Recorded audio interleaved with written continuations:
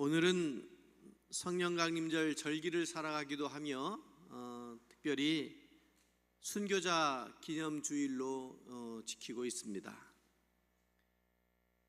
이날은 순교자 기념주일은 우리가 이제 한국전쟁 6.25 전쟁이 가까운 6월 25일이 가까운 주간을 정해서 순교자 기념주일로 정하게 됐는데, 우리 민족의 정말 큰 아픔이었던 한국전쟁, 민족 상잔 이런 말들도 많이 쓰고 했는데 참 아픈 역사가 아닐 수가 없습니다. 벌써 70년이 지나도 그 기억을 잊을 수가 없고 또 잊어져서도 안 되고, 그 아픔과 상처가 아직도 우리 주변 곳곳에 남아있고 또 남아있는 가족들 마음속에도 그러한 민족 상잔이 남아있습니다.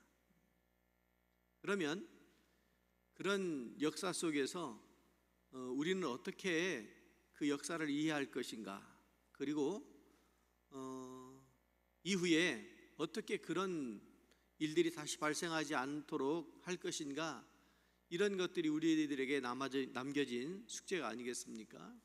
물론 우리 개인들보다 국가적 차원에서 준비하고 대응해야 될 그런 일이기도 합니다만, 국가라고 하는 것이 국민 한 사람 한 사람으로 구성되는 것이 국가이니까 우리의 생각과 마음이 어떠한지도 대단히 중요하지 않겠습니까?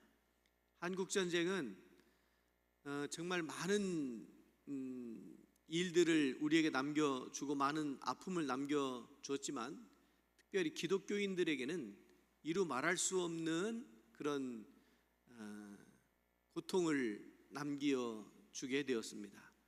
전쟁에서 전투를 하다가 사람이 죽는 것은, 군인이 죽는 것은 그거는 어느 정도 이해가 되어지고 세계적으로 합의가 되어지는데, 군인이 아닌 민간인이 더 많이 희생된 것이 6.25 전쟁이었지 않습니까? 그런 측면에서 볼 때 그것은 더 이루 말할 수 없는 슬픔이고 아픔이고, 그런데 나아가서 기독교인들에게는 특별히 더 큰 상처를 가지게 되었지요. 그것은 6.25 전쟁이 그냥 영토를 차지하기 위한 그런 전쟁이기보다 이념과 사상에 따른 전쟁이었지 않습니까? 그래서 아직도 우리 사회에 이념 갈등이라고 하는 것이 남아있지 않습니까?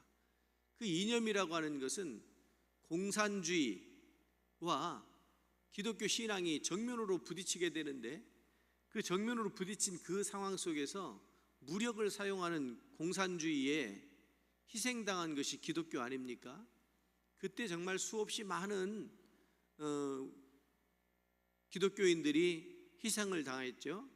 그런데 남쪽에 있는 기독교인들만 우리가 생각하지, 북쪽에는 더 많은 교회가 있었습니다. 사실 일제시대 거치면서 평양, 원산 이쪽 중심으로 교회가 더 많았습니다. 남한 쪽보다 기독교인들도 더 많았습니다. 심지어는 여러분들도 들어보셨겠지만 평양을 동양의 예루살렘이라고까지 부를 정도로 교회도 많았고 기독교인도 많았고 기독교 지도자들도 많았고, 또 그들이 국가를 위해서 당시에 일제시대 때 수없이 많은 역할들을 했던 그런 것이 우리 한국의 기독교의 역사인데, 이 북한 지역에 있는 기독교가 완전히 말살되어지기까지 얼마나 많은 사람들이 희생을 당하고 숙청을 당하고 순교당하고 하는 그런 일들이 있었는지 모릅니다. 사실 남한에 기독교가 부흥되어진 것도 한국전쟁 이후에 많이 부흥되어지게 됐는데, 그때 황해도, 평안도 지역의 기독교인들이 일사후퇴 남쪽으로 내려오면서 그들의 신앙이 여전히 이쪽 남쪽에도 이제 뿌리박게 되어지고 그렇게 된 거죠. 그러니까 이념에 따른 그런 전쟁을 치렀던 그 아픔을 가지고 있는 한국 교회는 순교자 기념주의를 정하고 지키지 않을 수가 없었을 거예요. 물론 이 순교자 기념주일은 우리나라에만 있는 것이 아니고 전 세계 모든 복음이 선포되어진 곳에 순교의 역사, 피의 역사가 흐르는 것도 사실이지 않겠습니까? 오직 예수 그리스도를 주님으로 고백하면서 목숨을 내놓았던 우리 믿음의 선조들, 그들을 기억하면서 그 핏값 위에 세워진 교회의 정체성을 다시 되새김질하는 것이 오늘 순교자 기념주일이라고 이렇게 말씀을 드릴 수가 있습니다. 어떤 사람들은 그런 이야기를 할 수 있겠습니다. 지금이 무슨 순교의 시대는 아니지 않느냐. 그런데 여러분, 순교는 피 흘리는 죽음만을 의미하는 것이 아니라 자기 자신의 삶을 온전히 주님께 드리려고 하는 삶의 태도인 것이 아니겠습니까? 오늘 말씀 보면 다섯째 인을 떼실 때에 내가 보니 9절의 말씀, 하나님의 말씀과 그들이 가진 증거로 말미암아 죽임을 당한 영혼들이 제단 아래에 있었다 이랬습니다. 요한이 본 환상이지요. 순교자들은 하늘 보좌 아래에서 하나님의 공의를 호소하고 있는 것을 보게 됩니다. 그들이 땅에서 억울하게 죽었지만 하늘에서는 영광과 상급을 기다리는 자들로 요한계시록에서 요한이 환상을 통해서 그 모습을 보고 있습니다. 그것은 하나님의 말씀 때문이고 예수님의 증거 때문에 일어났던 그런 일들이죠. 단순히 비극이 아니라 하늘의 입장, 하늘의 눈으로 볼 때는 영광의 관을 얻는 승리의 행진이었다, 이렇게 말씀을 드릴 수가 있겠습니다. 여러분, 순교가 뭡니까? 순교라고 하는 개념 자체는 하나님을 향한 신실함을 지키기 위해서 생명을 내놓는 믿음을 순교라고 이렇게 말할 수 있을 겁니다. 신약 성경에는 마르티스라고 써놨는데 이것이 어떤 의미냐면 증인서다, 증거한다, 이런 뜻입니다. 그런데 예수의 증인이 되었다가 그들이 죽임을 당하고 난 이후에 순교자라고 하는 개념이 더 추가되었습니다. 그래서 순교자, 하나님 나라의 진리를 증거하기 위해 자기의 목숨을 아끼지 않았던 사람들을 순교자라고 이렇게 표현하는 것을 보게 돼요. 성경의 역사에 순교자들이 많이 나오지요. 첫 번째 사도행전에서 보면 스데반 집사님을 우리가 말씀드리지 않을 수가 없습니다. 사도행전 7장에 최초의 순교자로 기록되고 있지요. 유대인들에게 예수 그리스도의 복음을 증언했다가 돌에 맞아 죽었습니다. 돌에 맞아 죽으면서도 뭐라고 고백하느냐면 이 죄를 그들에게 돌리지 마옵소서. 예수님의 십자가 정신을 따르는 거죠. 예수님께서도 십자가를 지실 때 그렇게 말씀하셨잖아요. 저들이 무슨 짓 하는지 모르기 때문에 저들의 죄를 저들에게 돌리지 말아달라고 이렇게 기도하는 것을 보게 돼요. 순교자의 마음 속에는 그런 사랑과 너그러움과 그런 신앙이 있기 때문에 순교의 길을 걸을 수가 있는 거죠.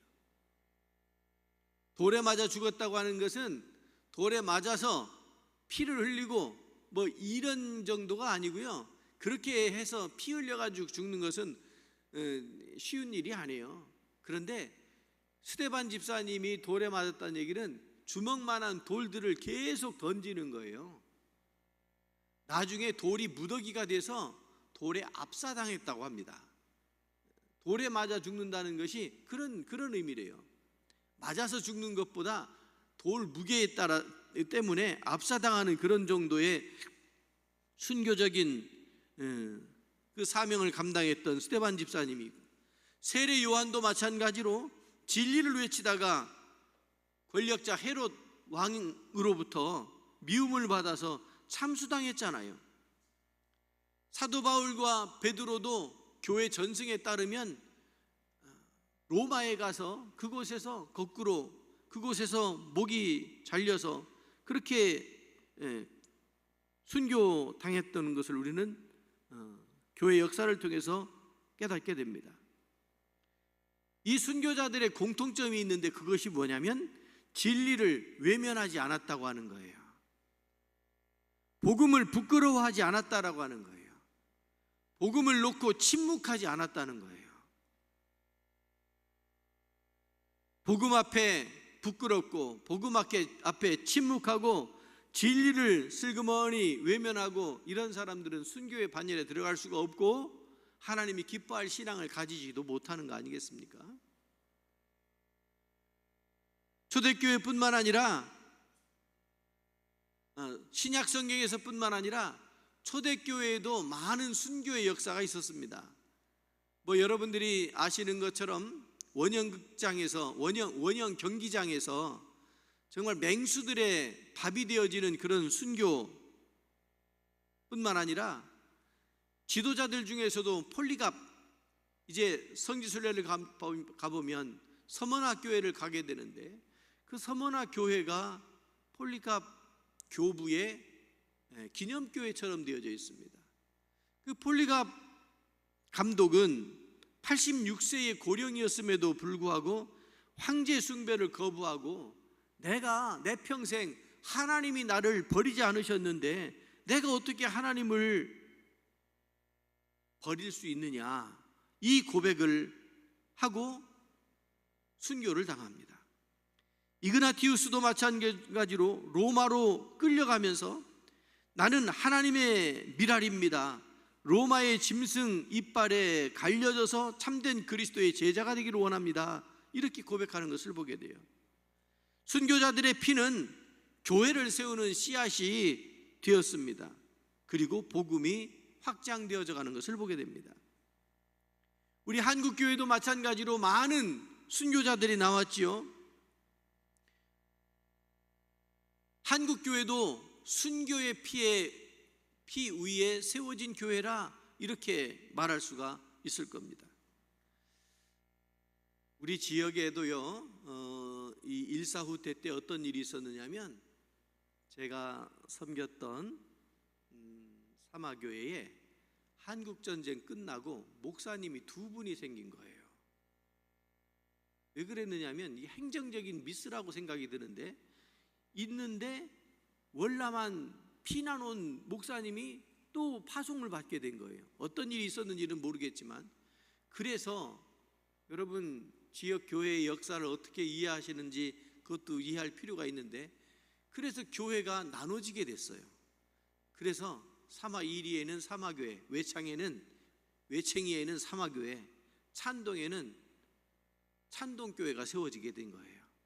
찬동교회는 역사를 어떻게 기록하고 있는지 장로교회라 제가 알 수가 없는데 그런 역사를 가지고 있어요. 그러니까 이게 한국 전쟁의 여파이기도 하지요.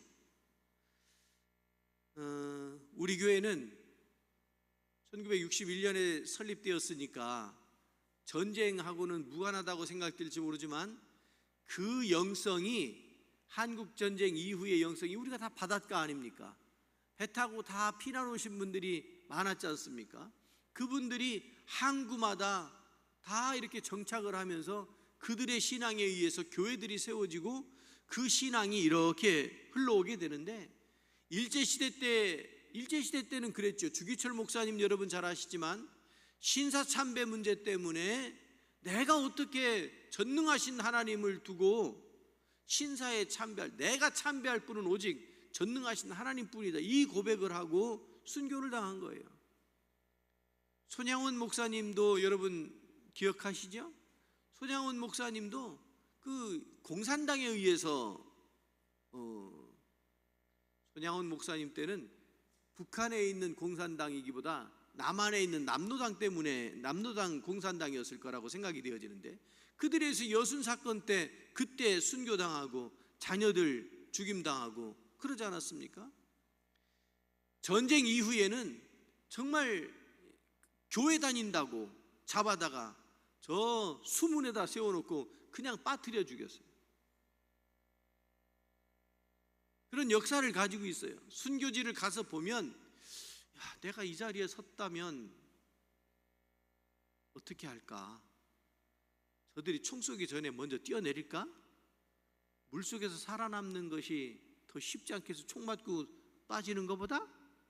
그런데 그런 생각을 했는데 웬걸 목에다가 이따만한 돌멩이 하나씩 걸었어요. 손발 묶고 이따만한 돌멩이 하나씩 걸어놓은 거예요. 염산교회 갔더니 그 돌무더기 이만큼 쌓아놨더라고요. 그리고 자기가 마음에 드는 돌을 하나씩 들고 오래. 그런데 그 돌에 집으로 엮은 새끼줄을 갖다 이렇게 걸어놨더라고요. 자기 목에다 걸으래. 어떤 사람은 무거우니까 작은 거 들고 왔는데 어떤 사람은 힘 자랑하느라고 큰 거 들고 왔어요. 그거 수문에 그냥 그 목에 걸고서 걸어놓고 그냥 빠뜨려서 죽는 거예요. 죽이는 거예요. 교회 다녔다고. 물론 그 속에 이념이 그 속에 도사리고 있었죠. 여러분, 우리가 순교라고 하는 것 암울하지요. 아니, 교회 다니면 복 받는다고 그러고 교회 다니면 잘 된다고 그래서 교회 왔더니 교회 갔더니 오늘은 목사님이 죽으라네. 어때요? 여러분, 세상에서 죽지 아니하면 여러분이 살 수가 없어요. 하나님의 은혜로 죽음의 경지에 들어가지 아니하면 늘 자기 주장만 하고 사람들과 악의 다툼만 이루어지고 불편함 가운데 지옥 같은 삶을 살아가게 된다라고 하는 거예요. 오늘날 우리는 육체적인 순교를 요구받지 않을지도 모릅니다. 그러나 영적인 순교, 삶의 순교, 신앙의 절개를 지키다가 어려움 당하는 그런 순교적 삶이 우리 앞에 놓여 있다라고 하는 거죠. 말씀과 진리를 위해서 불이익을 감수할 것인가? 어때요? 세상의 가치와 반대되는 하나님의 말씀을 붙들고 살아가는 것, 이것이 오늘날의 순교적인 하나의 또 다른 의미가 아닐까 싶습니다. 교회 다닌다고 하는 것 때문에 여러분, 시장 가서 싸우지 마세요. 예? 시장 가서 싸우지 마세요. 어느 날 제가 시장 가가지고 뭘 이렇게 사려고 그 할머니들 파 뭐 이런 거 사가지고 내놓고 난전에 계시잖아요. 그래서 사려고 하는데 아무리 생각해도 비싸요. 그래서 좀 깎아볼까 했는데 저쪽에서 목사님 그러고 누가 막 쫓아오는 거야. 목사님은 주머니에 좀 돈 좀 있어야 돼. 그런데 사실은 저희 외할머님도 그 농산물을 가지고 미군 부대 앞에 가가지고 그거 장사하셨거든. 어머니가 뭐 심부름 시키면 외할머니한테 심부름도 갔다 오고. 그래서 제가 봤어요. 근데 우리 어른들이, 우리의 가족들 중에 누구는 다 난전해서 그거 하시고, 누구는 다 험한 일에서, 우리 가족 중에, 친척 중에 누구는 다 남들이 하기 싫어하는 어려운 그런 일들을 하고 있단 말이에요. 근데 거기서 뭘 이러쿵저러쿵 의견을 붙이겠느냐고요. 어느 날 제가 목회 한 20년쯤 하고 난 다음에 어머니 자주 이렇게 뵀는데 어머니가 어느 날 그러시더라고요. 나는 니들 때문에 한 번도 못 싸웠다고 이러는 거예요. 우리 어머니가요 아주 미인이셨거든요. 그리고 우리 어머니가 좀 이렇게 왜소했는데 아주 깐깐하고 단단했어요. 남들한테 피해 주지도 않고 남들한테 싫은 소리 듣는 것도 싫었고. 그런데 살다 보면 이해관계가 얽히는 거예요. 근데 자꾸 교회 다닌다고 누가 옆에서 자꾸 시비를 걸어, 손해를 끼쳐. 그리고 우리 어머니가 첫째는, 둘째는, 셋째는 이거 잘하셨거든. 따지고 싶어. 따지면 그 다음에 싸움으로 벌어지거든요. 근데 못 싸우고 그러셨대. 왜 그러셨어요? 그랬더니 야, 아들이 둘이 목사하는데 내가 싸워봐라. 목사 애미가 저런다고 대뜸 그러지 않겠냐고 이러시더라고. 어때요? 여러분들은 그런 거 없어요? 다 있지요. 다 있지요. 누구나 다 있지요. 손해보면서 억지로 양보 아닌 양보하면서 살아야 되는 것이, 그게 하나님의 명령이잖아요. 그거 지키느라고. 그 말씀 지키느라고 손해본 적이 한두 번입니까? 그것을 확장시키면 그게 순교적 삶인 거나 마찬가지예요. 오늘 시간은 어떻습니까? 비가 왔죠?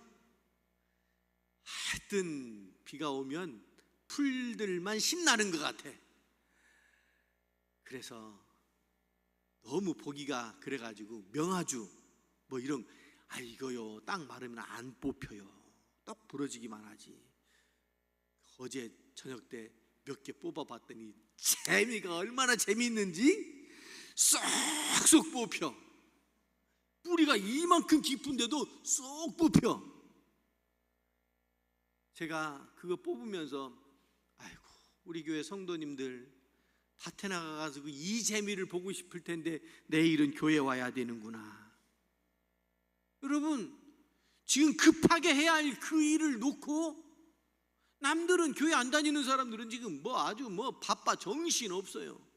그런데 다 내려놓고 예배 드리는 것, 물론 예배를 희생이라고 순교라고 이렇게까지 확장시키는 것은 문제가 있을 수 있지만, 자기 시간을 내놓고 하나님을 바라보는 것, 또 이거를 동네 사람들이 이거 바빠 죽겠는데 교회는, 이런단 말이에요.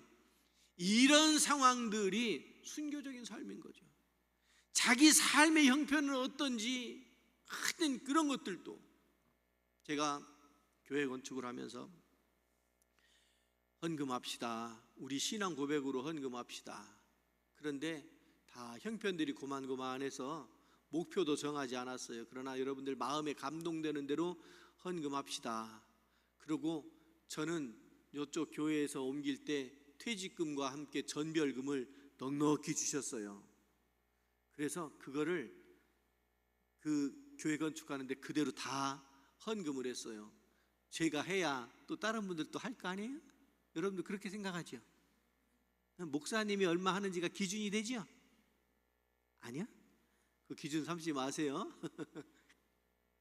그런데 그렇게 선포를 했는데 노 권사님, 성이 노씨예요. 노 권사님께서 이만큼을 가지고 왔어요. 많지 않아요. 근데 그분이 혼자 사셔. 형편이 어려워. 그 권사님 어떻게 이렇게 준비하셨어요? 그랬더니 요새요 헌금하려고 밤새 마늘 깠대. 밤새 마늘 깠대. 아시죠? 마늘 깐다는 게 뭔지? 한 자루 받아다가 밤새 그거 까가지고 킬로그램에 300원 받았다나.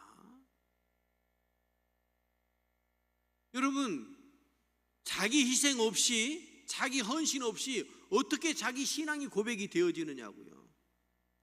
오늘 성경의 말씀에서도 6장에서도 말씀하셨던 것처럼 주님 앞에서 언제 우리의 그 억울함을 풀어줄 겁니까? 라고 고백을 하잖아요. 하나님, 우리 주님께서 기다려라, 아직 때가 안 됐다. 때가 되면 그때는 물론 하나님께서 정하시는 때이기도 하겠죠. 여러분이 이 땅을 살아가면서 순교자적인 신앙 고백이 있으시기를 주님의 이름으로 축원합니다. 그렇지 않고는 교회 다니는 사람이나 안 다니는 사람이나 똑같다고. 어떤 사람은 거기다 하나 더 붙여, 교회 다니는 사람이 더하대. 내가 그러면 그런 말 들으면 가가지고 조사하고 싶어. 뭐가 그렇게 더했는데? 그럴 리가 없는데 교회 다니는 사람이 더했대. 조사하고 싶어. 당신의 삶은 어땠는지 조사하고 싶어. 여러분, 하나님께서 우리들의 삶에 믿음이 있기 때문에, 하나님을 바라보기 때문에 보다 더 겸손하고, 보다도 좀 더 양보하고 희생하고, 이런 사람들이 주님 앞에, 주님의 무릎 앞에 지금 면류관을 기다리고 있는 거 아니겠습니까? 계시록 6장에 순교자들은 아직도 하나님께 호소하는 거잖아요. 언제까지입니까? 이 물음은 오늘 우리들에게도 전해지는 그런 물음입니다. 순교가 헛되지 않도록 우리의 삶으로, 신앙으로, 결단으로 응답할 때가 지금이 아닌가 싶습니다. 순교자의 피는 헛되지 않았습니다. 우리도 믿음의 씨앗이 되기를 소망합니다. 믿음 안에 온전히 세워지고 순교자적인 삶을 살면서 하나님 나라의 상급을 바라보시는 여러분 모두가 되시기를 주님의 이름으로 축원합니다. 기도합니다. 자비하신 하나님 아버지, 순교자들의 신앙을 본받게 하옵소서. 진리를 위해 고난받기를 두려워하지 않게 하시고 우리의 삶이 복음을 증거하는 제단이 되게 하옵소서. 주님, 다시 오시는 그날까지 저희들의 믿음을 지켜 주옵시고, 순교자들의 피는 땅에 묻혔지만 믿음은 하늘에 심겨졌음을 믿습니다. 저희들도 그 길을 따라 살게 하여 주옵소서. 예수 그리스도의 이름으로 기도드리옵나이다. 아멘.